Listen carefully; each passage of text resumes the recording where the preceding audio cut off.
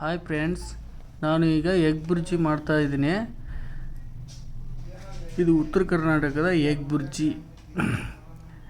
ನೋಡಿ, ಈಗ ಪಾತ್ರೆ ಇಟ್ಟು ಸ್ಟವ್ ಹಚ್ಚಿಬಿಟ್ಟು ಆಮೇಲೆ ಗೋಲ್ಡ್ ವಿನ್ನರ್ ಎಣ್ಣೆ ಬಳಸ್ತಾ ಇದ್ದೀನಿ ನಾನೀಗ. ಮತ್ತು ಬೆಳ್ಳುಳ್ಳಿ ಅಲ್ಲ ಪೇಸ್ಟು ಜಜ್ಜಿಬಿಟ್ಟು ಅದಕ್ಕೆ ಹಾಕಿ ಆಮೇಲೆ ಅದು ಸ್ವಲ್ಪ ಕೆಂಪಗಾಗೋವರೆಗೆ ಆ ಕಡೆ ಈ ಕಡೆ ಒಳ್ಳಾಡಿಸಿಬಿಟ್ಟು ಆಮೇಲೆ ಈರುಳ್ಳಿ ಹಾಕಿ ನಾನು ಎಷ್ಟು ಬೇಕಷ್ಟು ಹಾಕ್ಕೊಂಡಿದ್ದೀನಿ. ನಾನು 5ರಿಂದ 6 ಈರುಳ್ಳಿ ಹೆಚ್ಚಿದ್ದೀನಿ.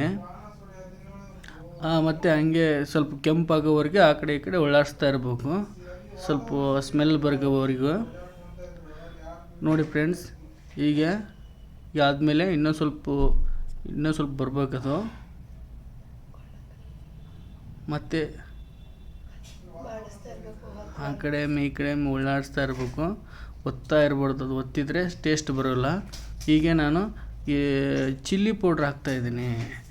ಇದು ಬ್ಯಾಡಗಿ ಚಿಲ್ಲಿ ಪೌಡ್ರು ಸೂಪರಾಗಿರ್ತೈತಿ. ಇದು ಒಳ್ಳೆ ಟೇಸ್ಟೇ ಬರುತ್ತೆ ಇದಕ್ಕೆ, ಎಗ್ ಬುರ್ಜಿಗೆ. ಹೀಗೆ ಒಳ್ಳಾಡಿಸ್ಬಿಟ್ಟು ಆಮೇಲೆ ಒಂದು ಟೊಮಾಟೆ ಹೆಚ್ಕೊಂಡಿದ್ದೀನಿ. ಅದಕ್ಕೆ ಚೆನ್ನಾಗಿ ಇನ್ನೂ ಟೇಸ್ಟಾಗಿ ಬರುತ್ತೆ ಎಗ್ ಬುರ್ಜಿ. ಮತ್ತು ಆ ಕಡೆ ಈ ಕಡೆ ಒಳ್ಳಾಡಿಸ್ತಾ ಇರಬೇಕು. ಇನ್ನೂ ಸ್ವಲ್ಪ ನಾನು 1ರಿಂದ 2 ಸ್ಪೂನು ಉಪ್ಪು ಹಾಕಿದ್ದೀನಿ. ರುಚಿಗೆ ತಕ್ಕಷ್ಟು ಉಪ್ಪು ಹಾಕಿಬಿಡಿ ನೀವು. ನನಗೆ ಎಷ್ಟು ಬೇಕು ಅಷ್ಟು ಹಾಕಿದ್ದೀನಿ. ಮತ್ತು ಈಗ ಮೊಟ್ಟೆ ಒಡೆದು ಹಾಕ್ತಾಯಿದ್ದೀನಿ. ನಾನು ಈಗ 2 ಮೊಟ್ಟೆ ಹಾಕಿದ್ದೀನಿ. 3, 4, 5, 6 ಮೊಟ್ಟೆ ಹಾಕಿದ್ದೀನಿ ಫ್ರೆಂಡ್ಸ್. ಚೆನ್ನಾಗಿ ಬರುತ್ತೆ ಇದಕ್ಕೆ. ಫುಲ್ಲು ಆ ಕಡೆ ಈ ಕಡೆ ಒಳ್ಳಾಡಿಸ್ತಾ ಇರಬೇಕು, ಫುಲ್ಲು ರೌಂಡು. ಆಮೇಲೆ ಸ್ಟವ್ ಜಾಸ್ತಿ ಇಡಬೇಕು ಇದಕ್ಕೆ.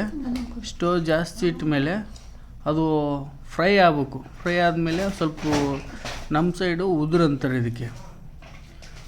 ಈ ಥರ ಆದಮೇಲೆ ಒಳ್ಳೆ ಚೆನ್ನಾಗಿ ಟೇಸ್ಟ್ ಬರುತ್ತೆ.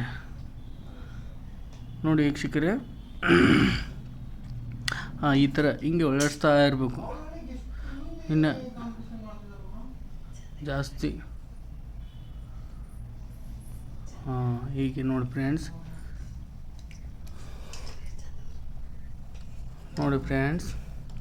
ಈ ಥರ ಮಾಡಬೇಕು. ಒಳ್ಳೆ ಟೇಸ್ಟಿ ಆಗಿ ಬರುತ್ತೆ ಇದು ಎಗ್ ಬುರ್ಜಿ. ನಾವು ಆಗಾಗ ವಾರದಲ್ಲಿ 3ರಿಂದ 4 ಸಲ ಮಾಡ್ತಾನೇ ಇರ್ತೀವಿ. ನಮ್ಮ ಮನೆಯವರು ಭಾಳ ಚೆನ್ನಾಗಿ ಮಾಡ್ತಾರೆ, ನೀವು ಚೆನ್ನಾಗಿ ಮಾಡ್ತೀರಿ, ನೀವೇ ಮಾಡಿ ಅಂತ ನನಗೆ ಜಾಸ್ತಿ ಬಿಡಿಸ್ತಾ ಇರ್ತಾರೆ.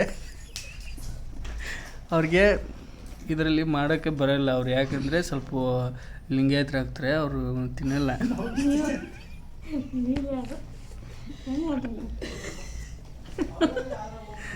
ನೋಡಿ ಫ್ರೆಂಡ್ಸ್, ಈ ಥರ ಮಾಡಿಬಿಟ್ರೆ 10ರಿಂದ 15 ನಿಮಿಷ ಟೈಮ್ ಹಿಡಿತೈತಿ ಇದು ವೀಕ್ಷಕರೇ.